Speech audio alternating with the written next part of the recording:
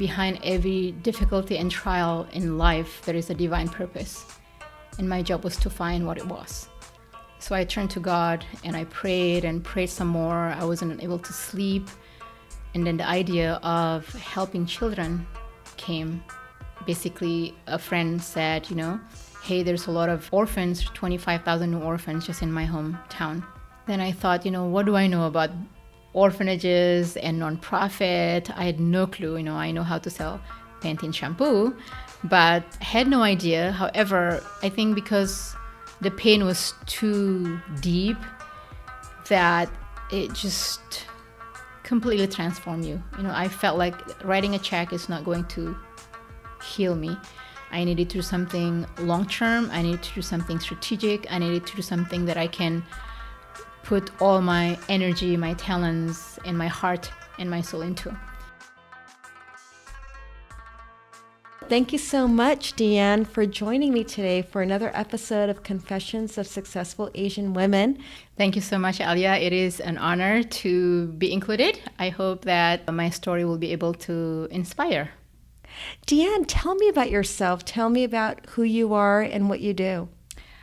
I was born in Indonesia, in a small island, to a family of devout Muslim, I would say. So I grew up in a household where Islam was front and center and practiced with a lot of love and devotion.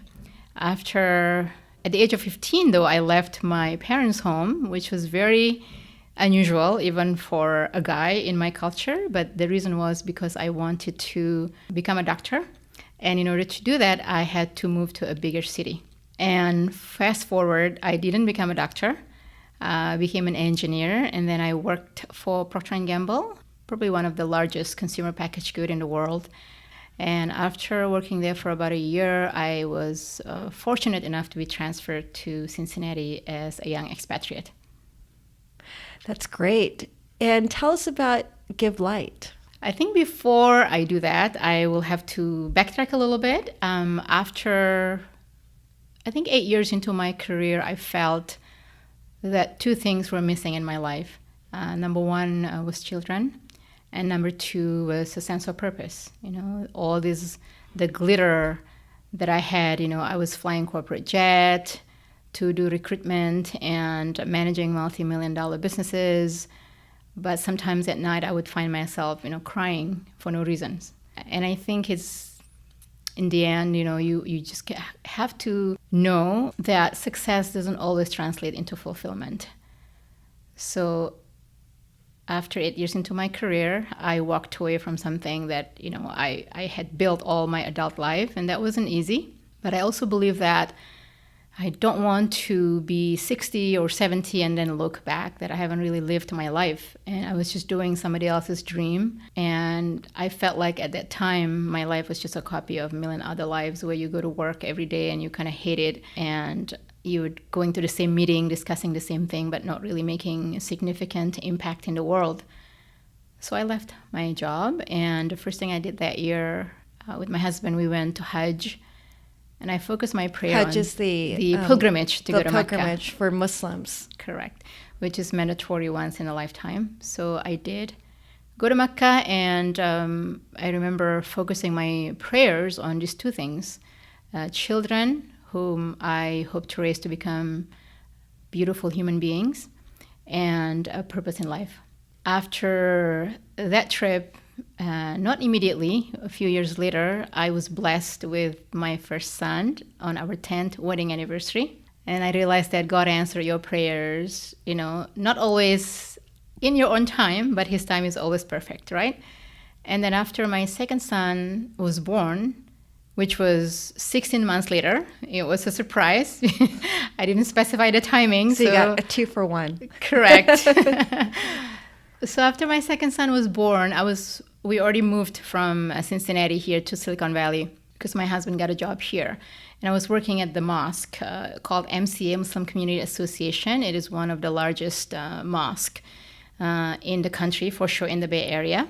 So I felt like finally, I found something meaningful to do with my talents. Everything that I learned in corporate world, I tried to implement in my role as the outreach director. So I was working with a lot of the public to teach them about Islam. That was right after 9/11. There was a lot of fear and misconception about Islam, so I felt like I was in a place where I could exert some of that skills to educate people about Islam.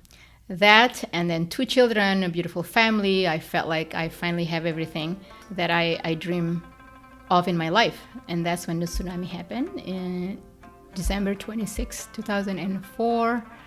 And this has been 12 years, but if I go back, I feel like it's difficult to talk about it without getting emotional, because I lost a lot of people, my uncle, my cousins, friends from childhood, and I watched my hometown shattered into pieces.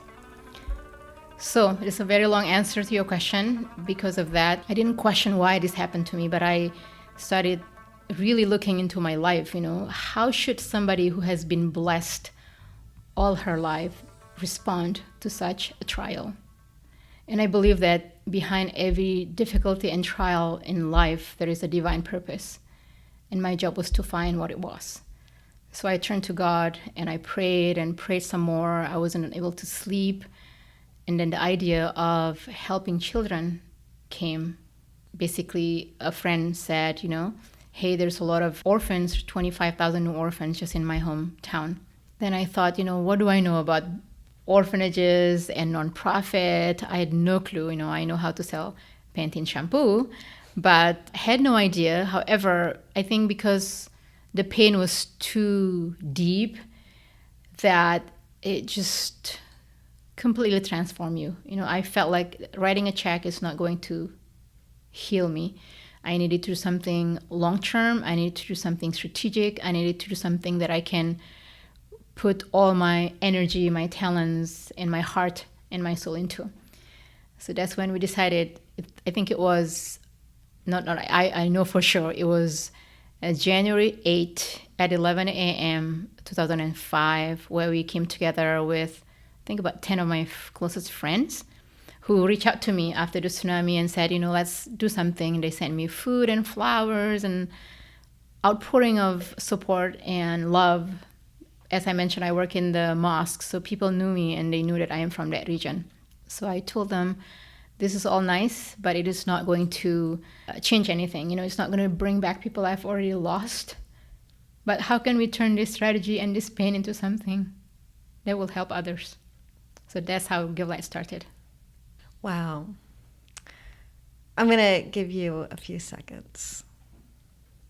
I know this is a very painful event in your life, but it also gave you a lot of clarity into your purpose, which you were seeking. Yes. It's interesting because I was listening to a TED Talk, and this speaker, she was a psychologist who did a lot of studies on happiness and what gives people happiness. It's not about what really gives people fulfillment is not happiness, it's sense of meaning. And there are 4 pillars to meaning. The first is the sense of belonging. The second pillar is purpose, being able to serve others. It's not about finding that perfect job, but it's about how you are helping others. And the third is transcendence. Really, whether it's meditation or being spiritual with God, or whether it is being lost in your own creativity, whether you're a writer. And then the fourth pillar, which gives you meaning, is storytelling.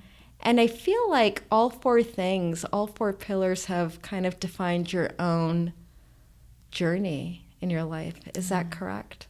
I would agree with that assessment. I feel that Give Light actually brings together everything that I love. I love to travel the world. That's probably one of the things that attracted me to my job in Proctor Gamble, is to see the world. But I used to travel for profit. Now I travel for love.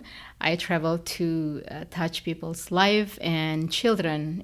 If you have a mother, for example, right? I go back to that moment where I become a new mother, and the image of children floating in the ocean just was so devastating to me, right? So I feel that this journey that God has put me, actually the work that I did in Procter & Gamble is also preparing me for this, right? I think without that, training, it would have been almost impossible for me to build this institution.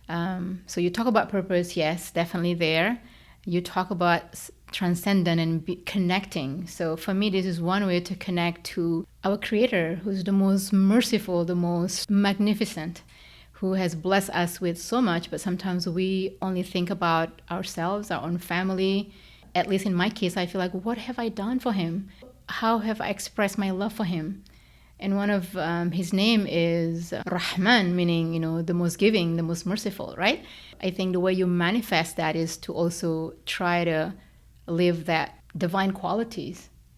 And it's not always easy, because sometimes we always, at least in my own case, I remember how in my corporate job, I'm always looking at the next salary increase, the next promotion, stock option, and you're just so caught up in your own life that there's no room for other people.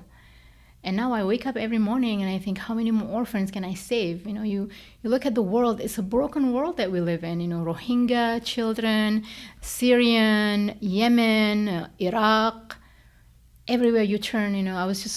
I watched this movie, The Lion, a few months ago, and it just broke my heart to see this one story of a boy, right? And that makes me want to go to India and help those children. And I did more research. There are actually 20 million orphans in India.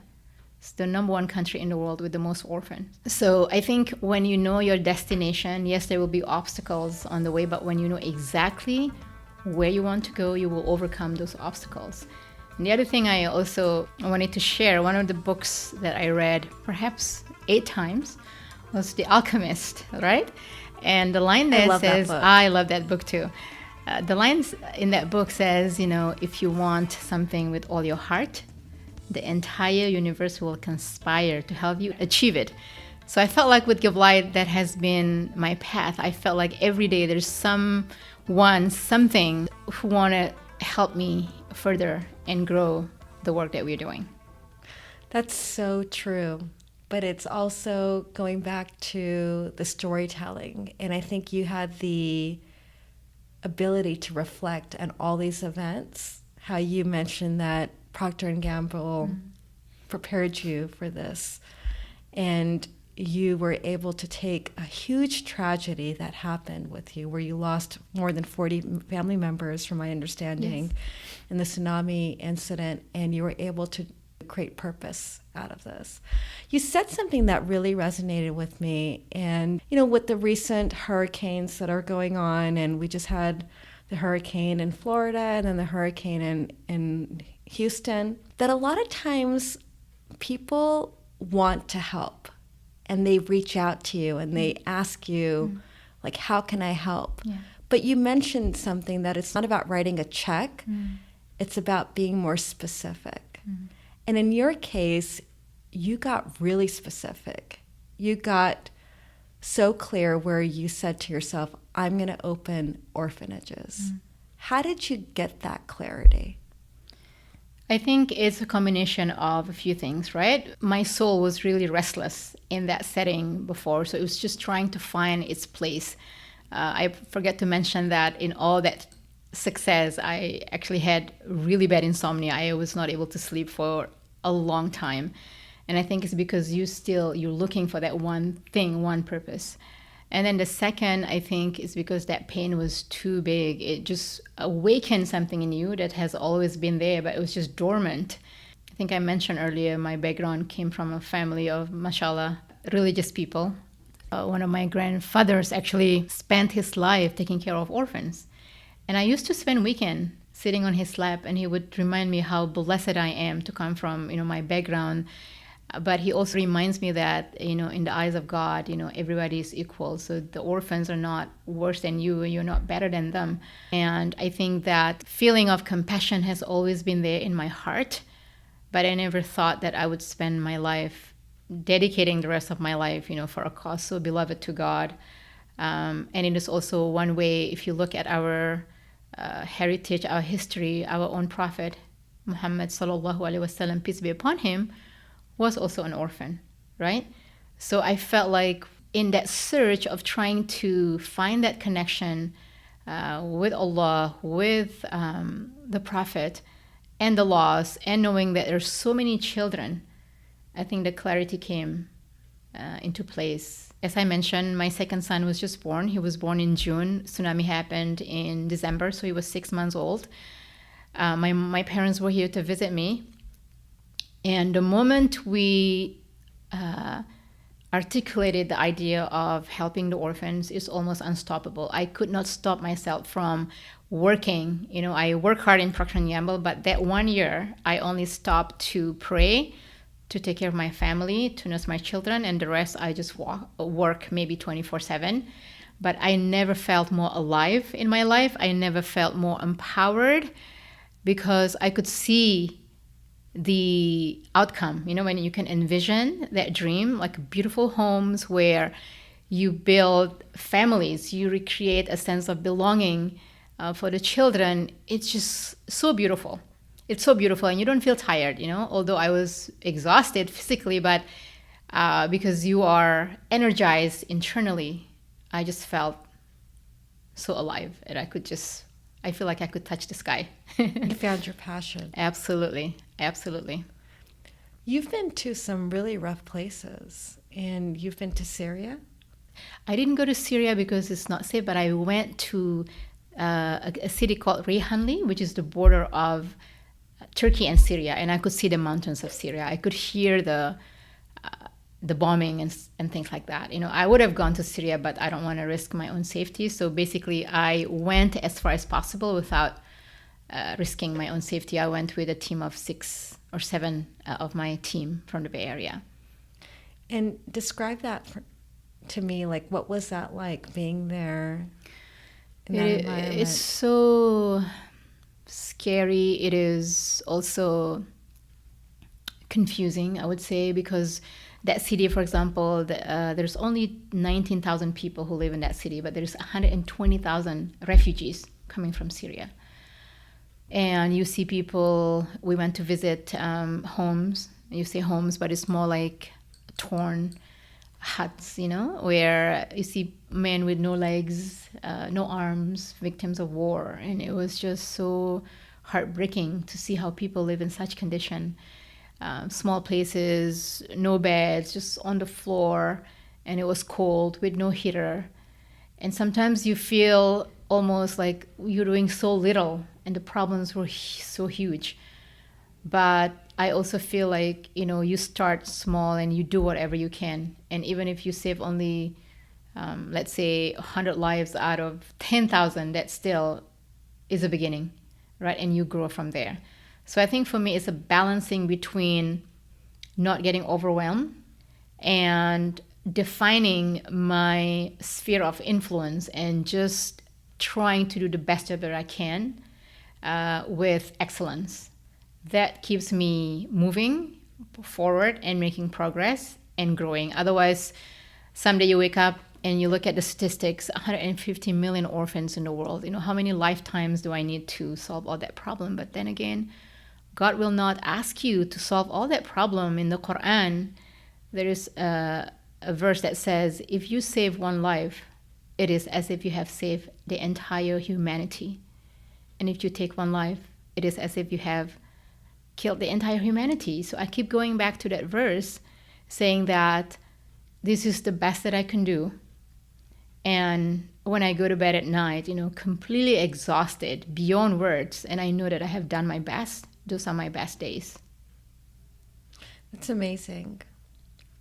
I think when we read the news, when we look at Facebook, we're bombarded with all these images of so much pain and so much suffering around the world. And sometimes you do feel like you're helpless, that you can't solve the problem. But you're right. It starts with one step of a 1,000-mile journey. So tell me about your biggest challenge. You know, it sounds like running a nonprofit is a lot of hard work, and you put a lot of sweat into it. You do a lot of trips internationally. You've been to the Middle East, you've been to Morocco. I think Morocco was your last location where you opened an orphanage. So tell me about some of the biggest challenges that you had to face being a woman running a nonprofit like Give Light. I think it comes back to setting your priority, right? I have two boys, so for me, they are my number one priority in life. So I have made many decisions that is probably against my own will. I give you some examples. When we opened our home in Bangladesh, it was in March 3 years ago. I couldn't go for the grand opening, because my kids were in school, and I never want to leave them and have to travel, and felt like they are my second priority. I never wanted to compromise that. But it was also hard for me because I didn't feel as much connection to the children there because I've never met them. Until recently, I went in Ramadan. Finally, I went and spent 4 blessed days with them, and it was an amazing experience. So that's one example. Another one was also in Sri Lanka. It was also somehow the house was done in a school year. I couldn't go, and I went like 2 years later. So that's part of balancing between being a mother, family commitment. It comes back to what is more critical, right? And then from the operational standpoint, I think is finding people on the ground whom you can trust with your life. You have seen all the horror stories where kids were abused, abandoned, and people take the money and steal from you. So when I started Give Light, I actually refused to work with anyone, even the government, because I don't want my hard work to end up in somebody else's pockets, right? So what I did, I recruited my own family, my dad, my uncle, my siblings, and I said, listen, you're going to work for me. I'm not going to pay you. Nice family members. It's investment for your life to come. Now, fast forward, as you mentioned, Morocco is our last place that hopefully will be ready in a couple of months. Everywhere we built in Cambodia, in Sri Lanka, in Bangladesh, the land has been donated.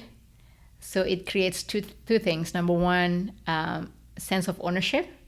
And also number two, that trust that I was talking about. Because the family who donated the land, they're not doing it for any other reason except that they share this passion, this philosophy, right? This dream of helping for the sake of God.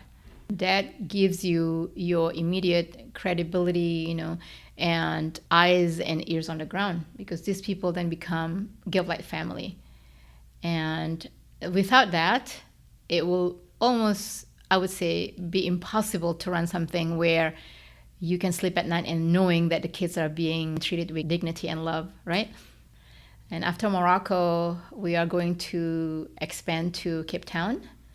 And as I mentioned, India is also high on our list, and I keep praying. And also at the same time, I think it's a combination of two things, right? You can't just pray and not do the work and hope things will fall into your lap. And I think also working hard without praying, I think is also arrogant. So how do you balance the two together? That's very interesting. So how do you do that? I work really hard. I pray really hard.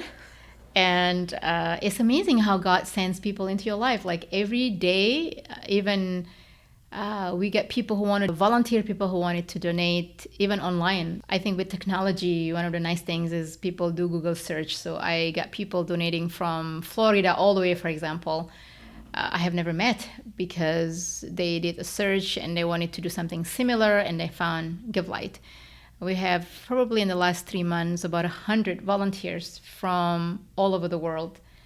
Dubai, Malaysia, Singapore, Nigeria, Australia, Silicon Valley, who wanted to do something because at the end, people will reach a point in their lives sooner or later where they start questioning, what am I doing here? Where am I going? And what is my contribution? So I feel truly, truly blessed that God has given me this amazingly beautiful purpose in my life. And it is hard work, but I am having a blast. How many orphans do you currently have? It is, I would say, almost 900, and we are in 11 countries. I don't know how this happened because when I started, I had no clue even how to help 25 to 50 with our first home.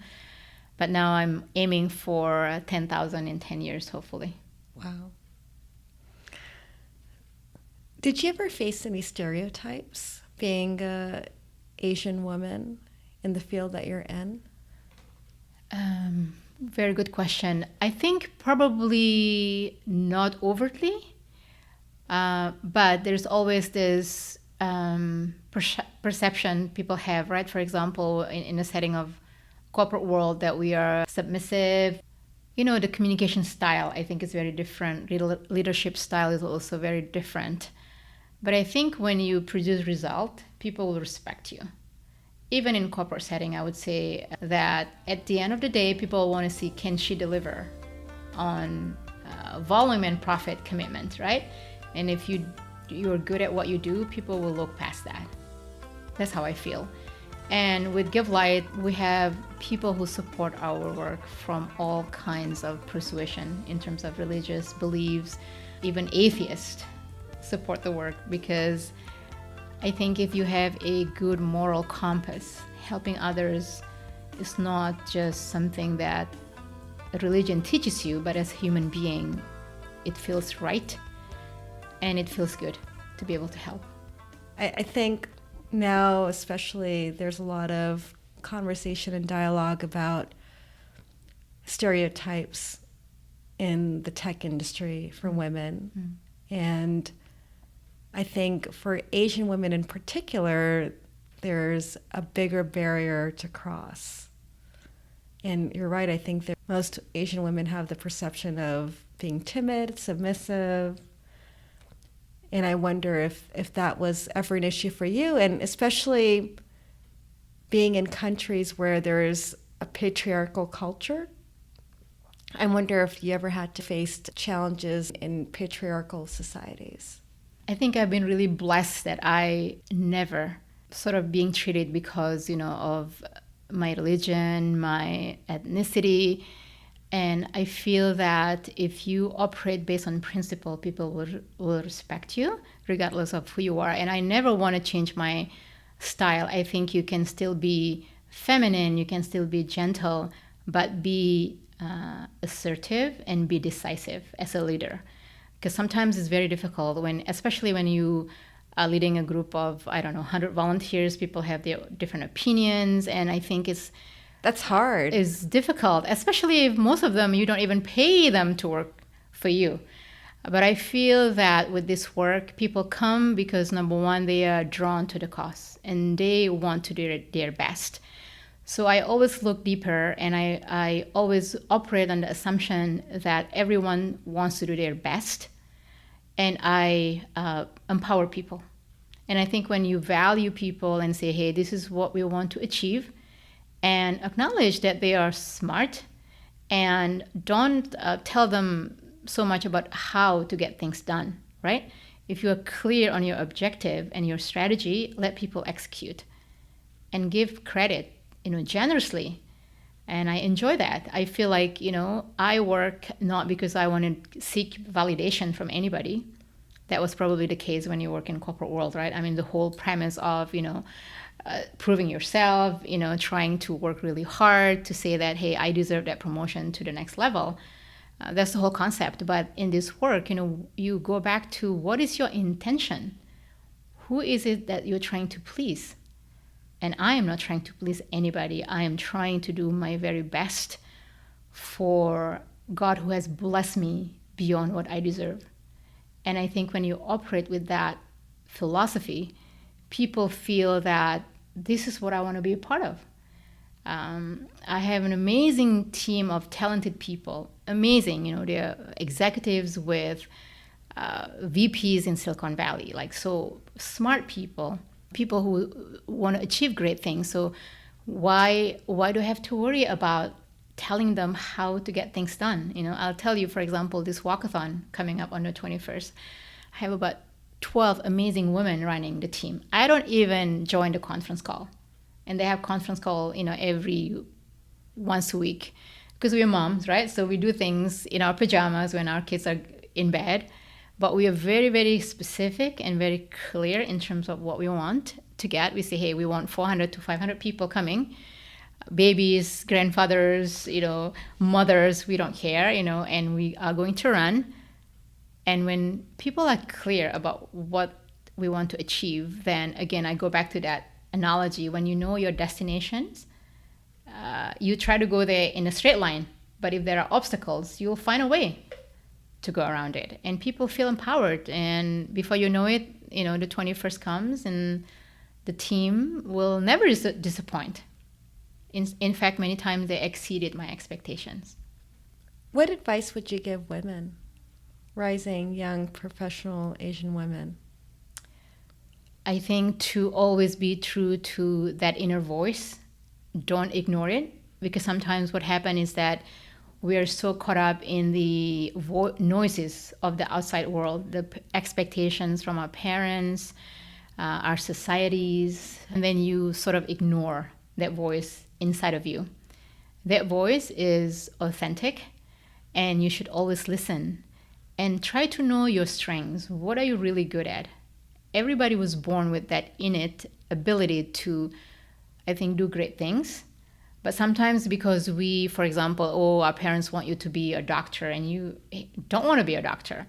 So you pursue that dream and then you realize you're actually living somebody else's dream, right? So listening to that inner voice and always, I think at least for me, looking for self-development and growth. Always learning new things. I love, for example, languages. So I always make time to practice my French. I'm learning Italian. Trying to be better at Arabic, to understand the Quran, and have hobbies and live your life. Don't postpone joy. Sometimes we work so hard, we forget, right? And people say to me, how do you keep that balance? I say, I'm disciplined about everything, hopefully, right? There's time for your family. There's time for your creator, for God. There's also time for yourself. What is it that brings you joy? I love to bike, right? I make a point to bike at least once a week. So I think finding that balance between working really hard, because I get bored. If my mind is not working and thinking, I get bored. But also, you need to live your life and live it gloriously for the sake of one who created you. Beautiful. If today was your last day on Earth, what would you do? How would you live it? I would do exactly the same thing that I have been doing in the last 10 years with more intensity. Exactly the same thing. That's when I know that I have found that one purpose, why God created me. There's no doubt. As long as there's doubt in your heart, like, why am I here? What am I doing this for? Then you haven't found it. Just like your true love, right? When you haven't found it, like, you're not going to marry the person just because you want to get married. It is a matter of heart. When you found it, you will know it. But if you still have that question, then keep looking. One day you will find it and you will be the happiest person alive. I have to ask this question because I ask all the women I interview this question. What is your definition of success? I think it's a great question, and I think everybody probably give you a different answer. For me, is a sense of fulfillment, a sense of knowing that you are created for a purpose and that you will do that, you will pursue it with your heart, with your soul, regardless of what the world thinks about you. So in the end, is that relationship that you have the most important relationship between you and your Lord. And once you have that bond, anything else you do, for example, in this world, is just a vehicle to get to that purpose. So for me, even when my children says, I love you, then it becomes a reflection of the love from my Creator to me.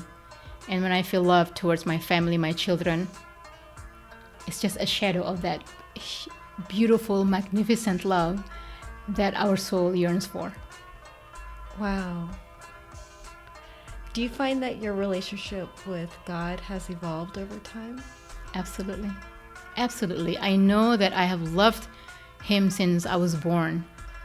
But I would say that, since I become a mother and since I was blessed with this work, I felt that I have never been more in love with Him than I am now.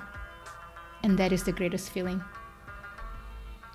It's That's wonderful. Dian, it's been an honor to speak with you today, and I know that you will get to your goal of finding a home for 10,000 orphans. And I'm sure that you sleep with a full heart, and I hope you continue to.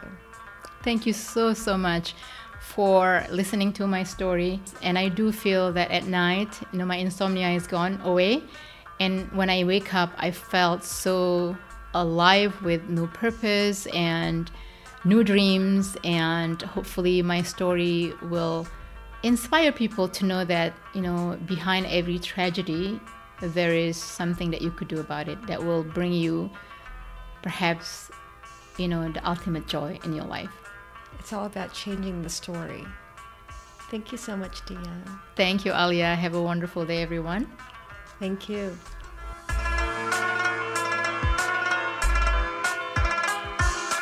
I hope that you got some revealing confessions to help you in your journey to success. To nominate a guest on this podcast, send an email to info@confessionsofsuccessfulasianwomen.com.